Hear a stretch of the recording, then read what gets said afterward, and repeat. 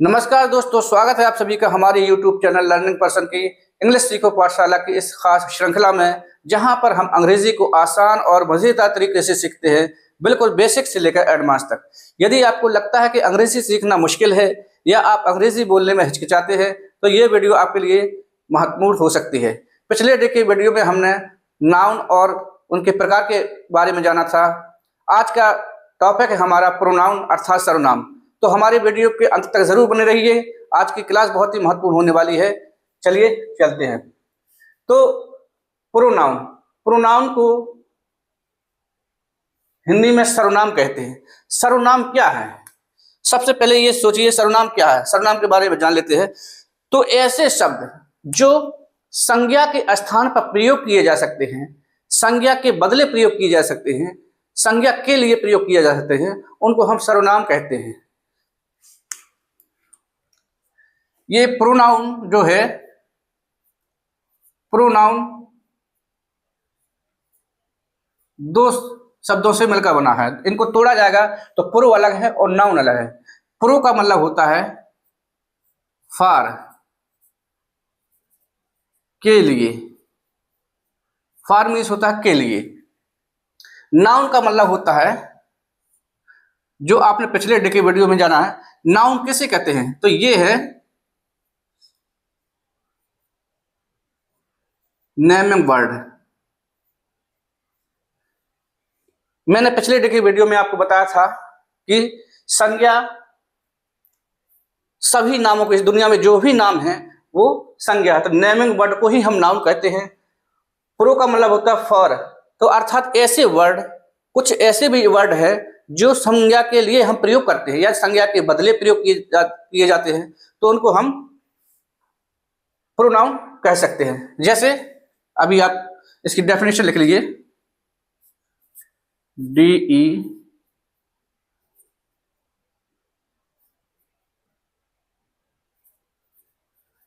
इसकी अंग्रेजी में जो डेफिनेशन होगी वो होगी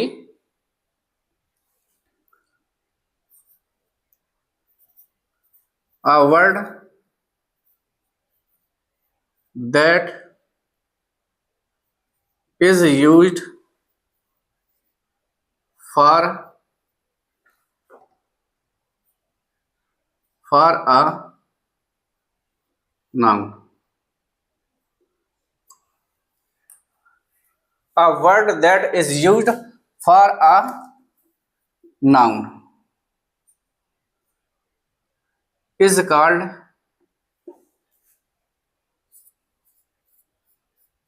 called pronoun. जैसा कि हमने बताया कि ऐसे वर्ड, ऐसे शब्द जो हम संज्ञा के लिए प्रयोग करते हैं, उनको हम प्रोनाउन कहते हैं, सर्वनाम कहते हैं। जैसे इससे समझ लेंगे, एक हम ले रहे हैं वाक्य उदाहरण के लिए।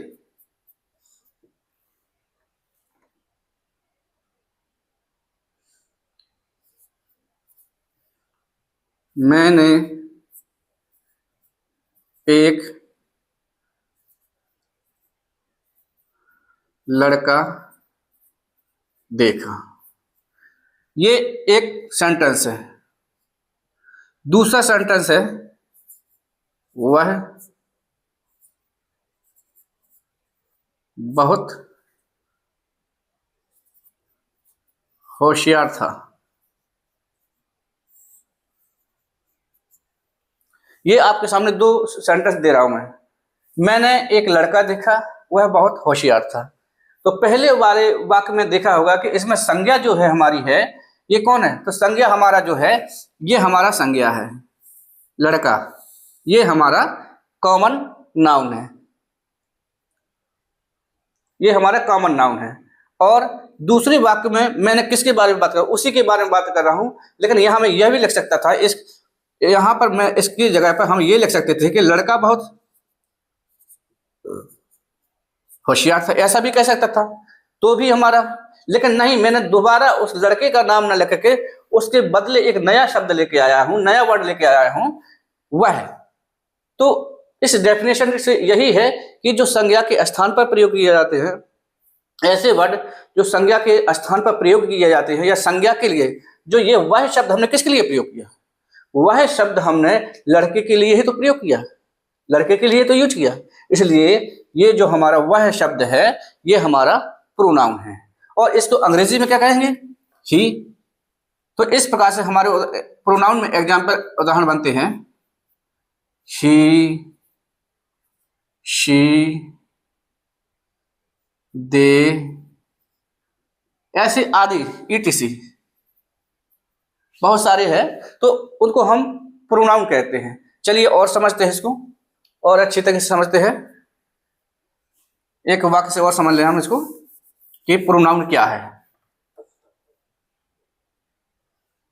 A word that is used for a noun is called pronoun। इसका मतलब हुआ कि संज्ञा के लिए प्रयोग किए जाने वाले शब्द प्रोनाउन कहलाते हैं।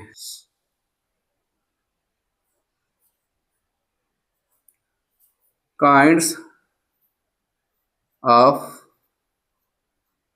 pronoun, अर्थात सर्वनाम के प्रकार। तो सर्वनाम के प्रकार कहीं कहीं 7 भी बता गए हैं, 8 भी बता गए हैं, कहीं कहीं 10 भी बता गए हैं, कहीं कहीं 9 भी बता गए हैं। तो इसमें कन्फ्यूजन होने वाली बात नहीं है, जो भी बताया जाएगा वो आपको सही तरीके से बताया जाएगा। तो चलिए हम पता करते हैं कि पहला जब प्रोनाउन है ये है पर्सनल प्रोनाउन।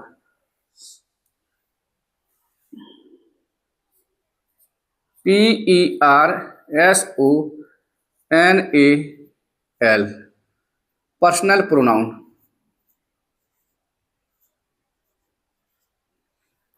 इसका हम उच्चारण भी लिख दे रहे हैं, पर्सनल प्रोनाउन। और पर्सनल प्रोनाउन को जब आप हिंदी में पढ़ेंगे, हिंदी ग्रामर में पढ़ेंगे, व्याकरण में पढ़ेंगे, तो उसको बोलते हैं हम व्यक्तिवाचक सर्वनाम। व्यक्तिवाचक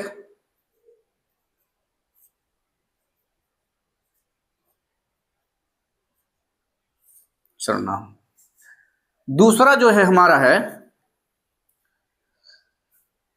relative pronoun. RELATIVE, relative pronoun. इसका उच्चारण रिलेटिव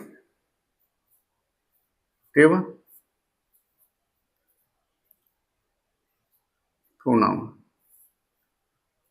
इसको बोलते हैं हम संबंधवाचक सर्वनाम। संबंधवाचक सर्वनाम। इसको हम सापेक्षवाचक सर्वनाम भी कहते हैं। रिलेटिव प्रोनाउन को हम सापेक्षवाचक सर्वनाम भी कहते हैं। तीसरा प्रोनाउन है हमारा INTERROGATIVE,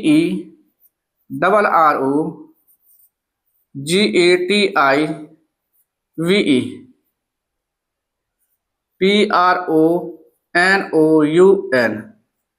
इंट्रोगेटिव प्रोनाउन।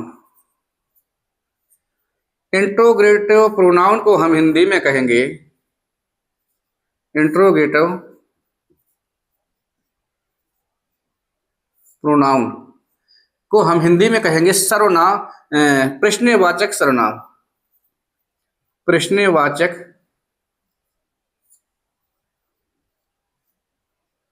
सर्वनाम। चौथा है demonstrative pronoun. DEMON, demonstrative, TRATIVE, pronoun.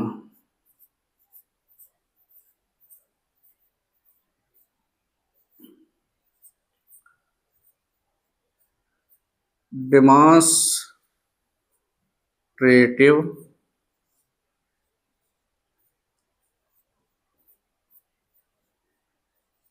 Pronoun.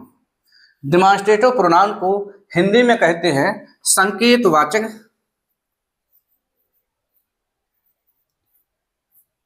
संकेतवाचक सर्वनाम।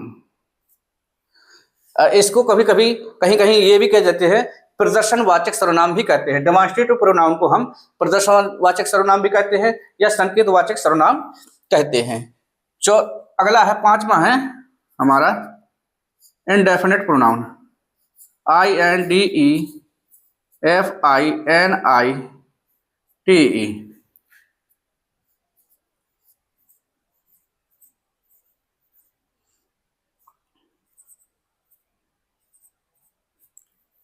indefinite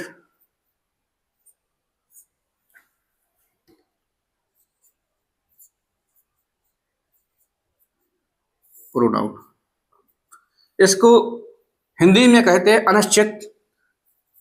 अनिश्चयवाचक pronoun. अनिश्चयवाचक सर्वनाम, इसकी हिंदी हो जाएगी अनिश्चयवाचक सर्वनाम। अगला है हमारा छठवां है हमारा डिस्ट्रीब्यूटिव प्रोनाउन। डिस्ट्रीब्यूटिव प्रोनाउन,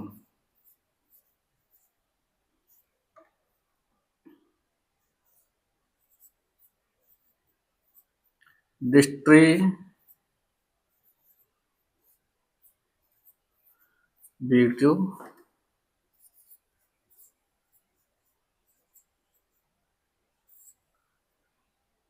इसको हिंदी में कहते हैं वितरणवाचक सर्वनाम।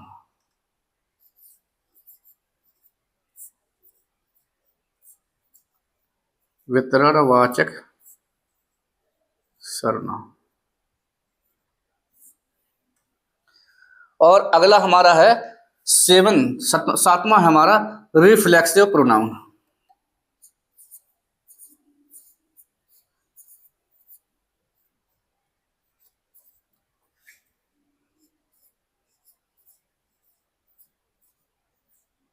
Reflexive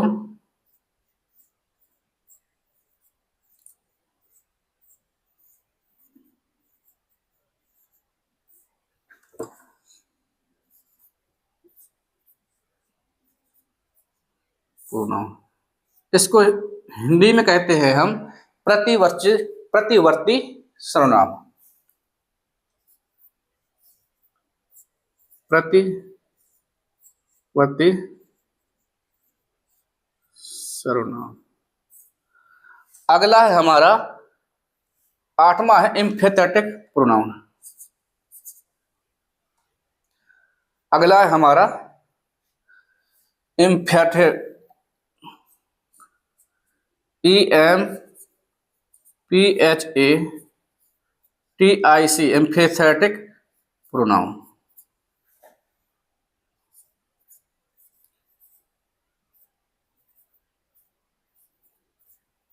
emphatic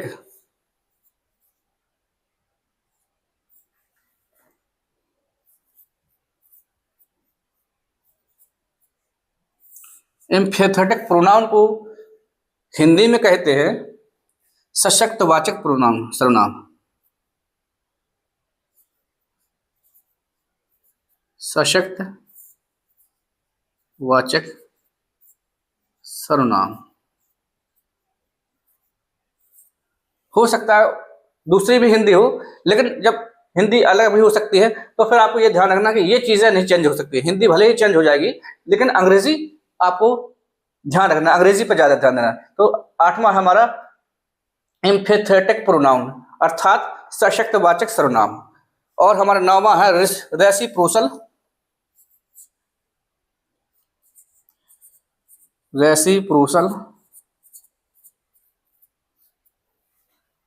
pronoun.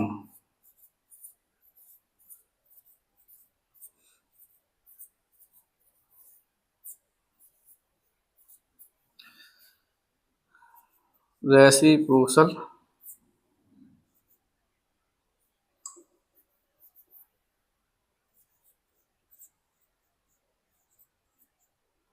Pronoun. Reciprocal pronoun को हिंदी में कहते हैं पारस्परिक पारस्परिक पारस्परिक वाचक प्रोनाउन, पारस्परिक सर्वनाम, पारस्परिक सर्वनाम। तो ये हमारे 9 प्रोनाउन है, 9 सर्वनाम है, 9 प्रकार के सर्वनाम हमको पढ़नी है। तो आज की वीडियो आपको कैसा लगा कमेंट बॉक्स में लिखकर जरूर बताइए, और यदि आप हमारे चैनल पर नए हैं तो चैनल को सब्सक्राइब जरूर कर लें। See you in the next video.